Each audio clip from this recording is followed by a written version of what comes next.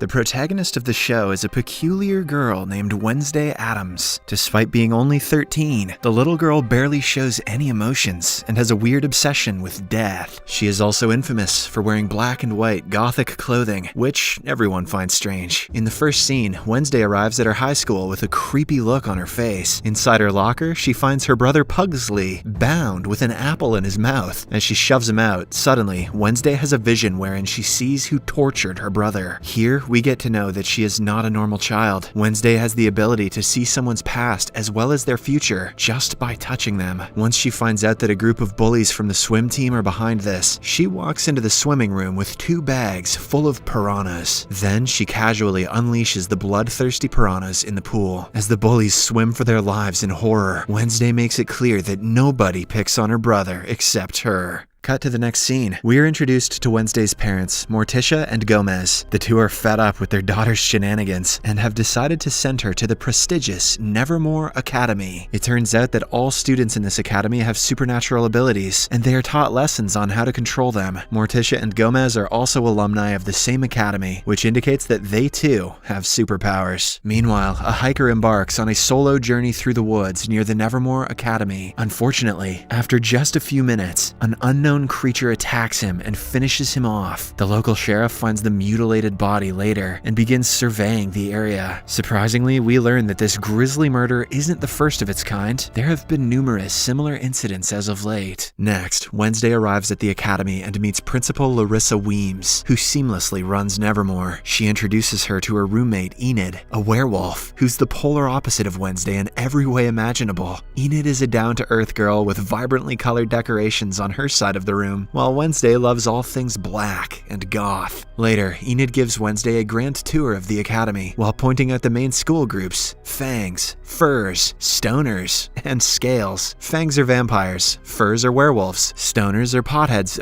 gorgons with snakes on their heads, and scales are sirens who have the ability to manipulate people. Enid also shows her the most popular girl in school, Bianca Barclay, a gorgeous siren, and her ex-boyfriend Xavier Thorpe, a death artist who can transform his drawings into reality. Meanwhile, as the Addams family departs in their car, Gomez releases Thing, a chopped-off living hand. Thing is tasked with keeping watch over their daughter. The following day, Wednesday joins fencing class, where she is pitted against the impressive Bianca. After a bit of back and forth, the girls end up with equal points, so they decide to remove their masks and fight until someone draws blood first. Soon enough, a brutal battle erupts, with both of them matching each other stride for stride. However, at the end, Bianca ultimately emerges victorious when she slashes a small cut on Wednesday's cheek. Later, as Wednesday exits the infirmary after getting patched up, she is almost crushed to death by a falling stone gargoyle. Luckily, the death artist, Xavier, arrives just in time and pushes her out of the way. Shortly after, Wednesday returns to her room, but she suspects that someone is watching her. Hence, she searches the room and eventually finds the hand, Thing. Realizing that it's her parents' doing, Wednesday threatens the hand to be loyal to her, or else she will lock him up in a drawer. Terrified, Thing vows to be faithful. Due to Wednesday's piranha prank, she has to take mandatory therapy sessions. So, Principal Larissa drives her to her therapy session in Jericho, a small town outside of Nevermore. She meets her therapist, but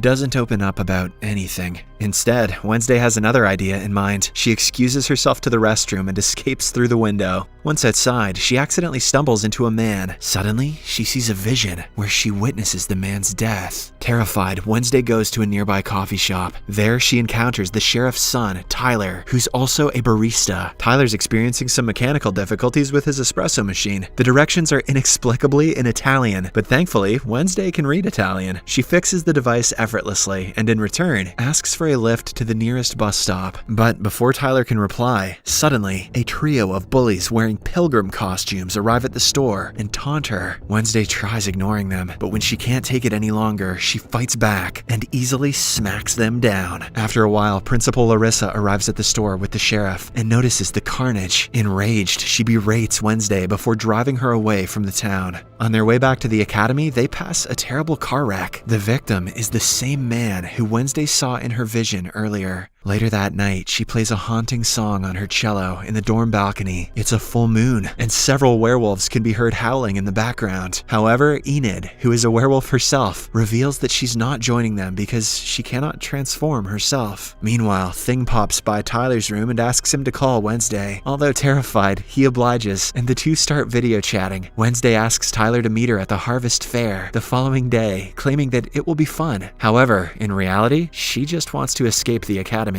While at the fair, we see Larissa watching over Wednesday like a hawk. Despite this, the goth teenager somehow manages to catch up with Tyler. The two almost escape the place, but just then, Wednesday stumbles into one of her classmates, Rowan. He immediately runs into the woods, and since Wednesday touched him, she has a vision. Rowan has been brutally mauled to death by someone. Terrified, she has a change of heart and goes after him to impart the news. But before she can say anything, Rowan uses his telekinesis ability and secures her high up in a tree. He then reveals that his mother, a powerful seer, envisioned Wednesday destroying the Nevermore Academy 25 years ago. Hence, Rowan believes that he has to kill her before anything bad can happen. He then starts choking her telekinetically. Geez, at least buy her telekinetic dinner first. But suddenly, a massive monster leaps in, tears Rowan apart, and vanishes into thin air. Wednesday stands over his mutilated body and sees the illustration his mother supposedly drew of her. Soon after, police officers led by the sheriff begin looking for Rowan's body, but are unable to find it. As expected, the sheriff does not believe Wednesday's statement about a monster attacking Rowan and thinks it was a Nevermore student instead. An officer disrupts their conversation, and surprisingly, we see Rowan, who is very much alive. When Wednesday arrives at her room, she notices that her roommate Enid is too preoccupied with the Po Cup competition, an annual boat riding game. Later, she tries talking to Rowan, but Principal Larissa informs her that she has been expelled for a reason she can't share. As a result, Wednesday reverts to Plan B and asks Thing to keep an eye on Rowan. The scene then cuts to Rowan, who has arrived at the train station, with Thing following closely behind. After observing the surroundings, he covertly heads to the restroom and changes his appearance into that of an old man. Unfortunately, Thing loses track of him and misses this transformation. Later, the old man changes to Principal Larissa. This reveals that she is actually a shapeshifter, and for some reason, she is covering up Rowan's murder. Left with no options, Wednesday ventures into the woods to look for Rowan's murder clues. She is accompanied by Tyler, who is stalking his dad. After a while, she finds Rowan's glasses, and as she picks them up, she has a vision. In the vision, she sees a purple book from which Rowan got the drawing. Wasting no time, Wednesday confronts her class teacher about the book, and the latter reveals that it belonged to an old student society called the Nightshades. However, the society has long since disbanded. After school, Wednesday sneaks into Rowan's room to look for the book. She finds a mask underneath his bed, but before she can leave, Xavier arrives. It turns out he is Rowan's roommate. Wednesday quickly hides under the bed, and right then, Bianca also arrives to visit her ex. She overhears their conversation and learns that Bianca is planning to crush Enid in the upcoming boat riding competition. Hence, as soon as she returns to her room, Wednesday decides to help Enid by joining the competition so that they can take Bianca down. The next day, Wednesday and Enid gear up for the competition. As there are no rules, it is all fair game, and Bianca is using this to her advantage. There are 4 teams, and the game is that they have to row their boat to a destination and back. Whoever is the first one to arrive at the finish line without being knocked out in the lake is declared the winner. As the contest begins, Bianca hints at one of her friends, who is ready to sabotage the other boats. The friend, who turns out to be a mermaid, dives into the lake and destroys one of the boats, knocking the team out. Thankfully, Wednesday and Enid are prepared, so with the help of Thing, they manage to capture the mermaid. However, during the contest, Wednesday has another vision. This time, she sees a blonde-hair version of herself, and that version tells her she is the key. Confused, Wednesday snaps into reality, only to find that Bianca's team is leading the race. Unwilling to give up, she and Enid decide to play dirty. They use Bianca's underhand methods against her, and finally win the competition. With this, a non-siren team has won the esteemed competition for the first time in 4 decades.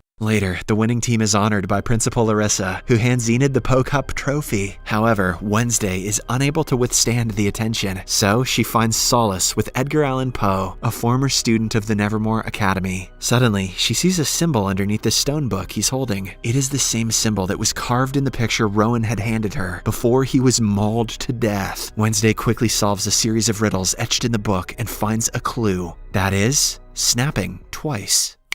When she snaps twice, suddenly, a secret corridor opens, revealing a hidden chamber. If this academy had a beat poetry club, this portal would not be a secret. There, Wednesday successfully finds Rowan's book, from which he had torn the picture. She puts the book in her backpack, but before she can go further, someone thrusts a black sack over her head. Shortly after, when the sack is taken off, she finds herself surrounded by Bianca, Xavier, and a few more students, who are members of the Nightshades Club. Turns out, although the group was previously disbanded, Principal Larissa reinstated it secretly. Xavier urges Wednesday to join their group, but she straightaway refuses and walks away. In the next scene, we see Principal Larissa announcing the annual Outreach Day, where the Nevermore students will have to mingle with normal people, also known as normies, by working alongside them at their establishments. Once they arrive in town, Wednesday tells Xavier that his roommate might have been murdered. The latter doesn't think Rowan is dead because he was only expelled. Despite this, Wednesday shows him the picture Rowan's mother drew. Xavier takes a close look at it and reveals that the man in the picture is actually the founder of Jericho, Joseph Crackstone. A while later, Wednesday decides to volunteer in the Pilgrim World, the place that holds Jericho's history. There, she meets Eugene, a young boy she had befriended in the beekeeping club. The two immediately get to talking and start observing the surroundings. Soon, the students are approached by Miss Arlene, the caretaker of the Pilgrim World. She gives them a tour and talks about some of Joseph Crackstone's beloved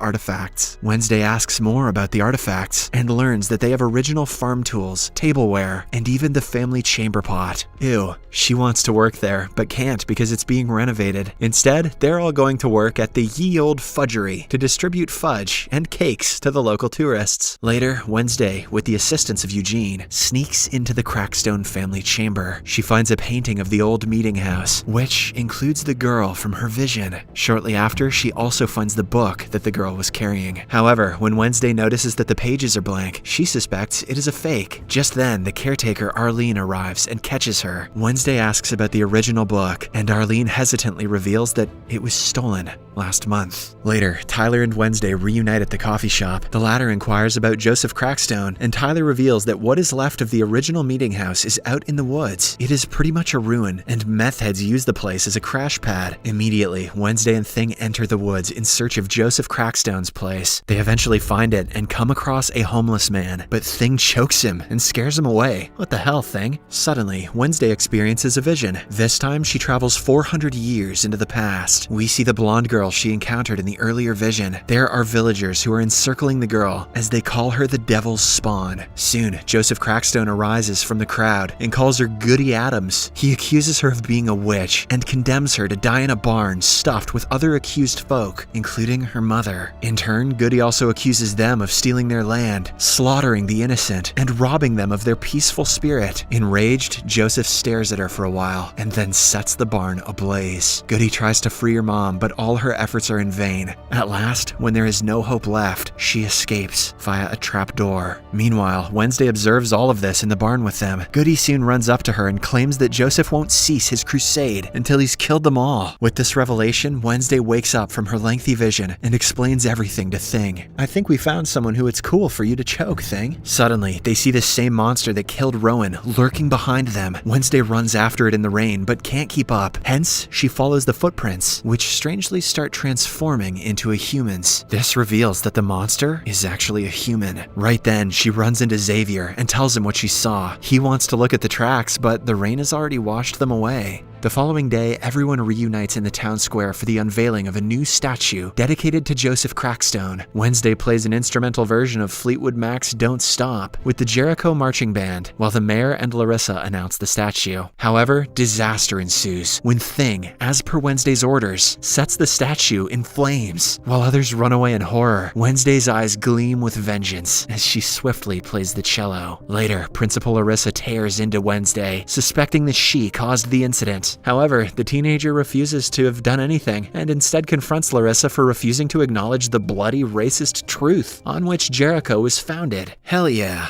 That night, the homeless man from earlier is being attacked by the monster, and his camera begins taking pictures of the incident. Moments later, the sheriff and his crew arrive at the forest ruins and find the homeless man dead. They discover footage on his camera that may reveal the culprit's face. After developing the photos, the sheriff looks upon the face of the killer, a monster born from nightmares. Be sure to check out the next episodes of this series